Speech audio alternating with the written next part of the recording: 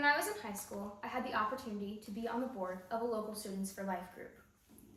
In being part of this group, I learned quite a bit about both the pro-life and the pro-choice arguments, as well as how abortion affects pregnant women and their babies, their families, and those that are around them to support them.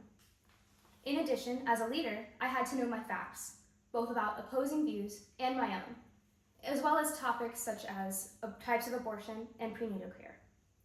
One of the things I remember researching and promoting the most is when human life originates. Human life begins at conception, and it should be protected in all ways from that point onward.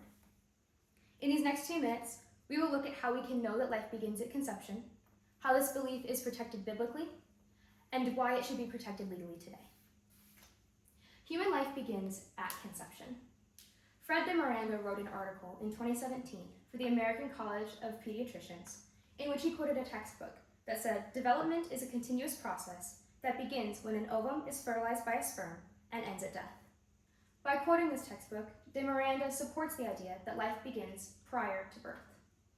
In addition, scientists have discovered that when an ovum is fertilized by a sperm, numerous zinc particles are released, resulting in a flash of light. According to a Catholic online article written in 2024, scientists have discovered that this flash of light, known as the zinc spark, is a sign that new life has started. While this new life may look very different than you or me, or even babies fresh out of the womb, it is no less a life and no less worthy of value. De Miranda goes on in his article to say that the difference between the individual in its adult stage and in its zygotic stage is one of form, not nature. Scientifically then, the initiation of human life occurs at conception, which is an idea also supported and protected by Scripture. There are many passages in the Bible that support the idea that human life begins prior to birth. BibleHub.com uses the example of Exodus 21, verses 22 through 25, and says that the law provides for the protection of pregnant women and their unborn children, indicating the seriousness with which God views harm to the unborn. In addition, we can also support this argument with passages such as Psalm 139, where we see that God knits us together uniquely in the womb and knows us each by name before we are ever present on this earth. Another example that we can draw from Scripture is that of John the Baptist, whose life begins long before his ministry. When he was still in the womb, he recognized Jesus, also in the womb of his mother, and leaped for joy. How could he do this if he were not alive prior to his birth? Stories such as these show us that unborn lives are already protected biblically, but they should also be protected legally. The legal protection of human life before birth is a highly debated topic and has many opposing views. One view, promoted by Wendy Hypt, says that fetal personhood negatively impacts stem cell research, subnational constitutional rights, criminal law, family law, and of course, abortion healthcare. However, this view is simply not true, especially pertaining to abortion healthcare. The idea of abortion healthcare is contradictory in and of itself. Studies have shown that abortion actually has tremendous negative impact, both psychologically and physically, on women.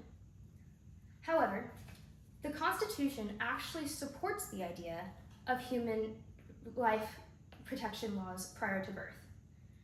Robert George and Josh Craddock wrote an article on this topic in 2023, in which they wrote, "It is now well established that when the 14th Amendment was ratified in 1868, the word person had a settled public meaning that included children in the womb.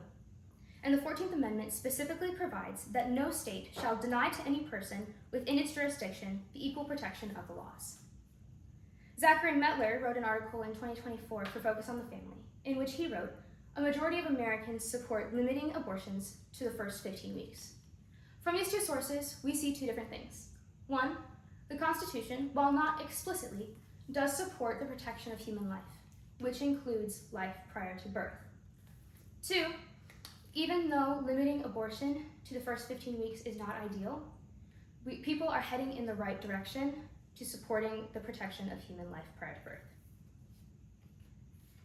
It can easily be shown that human life begins at conception, and it is incredibly important that this unborn life be protected in all ways. We have explored how the miracle of human life begins at conception, how Scripture supports this life, and some of the reasons why the unborn should be protected legally on this earth. But all in all, these reasons are just that, reasons.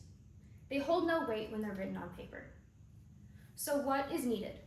What is required to make human life protected in all ways from the time of conception? The answer is simple: action. Without an active voice from those who believe in the sanctity of life, nothing will change. Your support is needed if we want human life to be protected in all ways from the moment it is conceived. Without active support from those who believe in the sanctity of life, there won't be lasting change in the legal protection of unborn children. Thank you.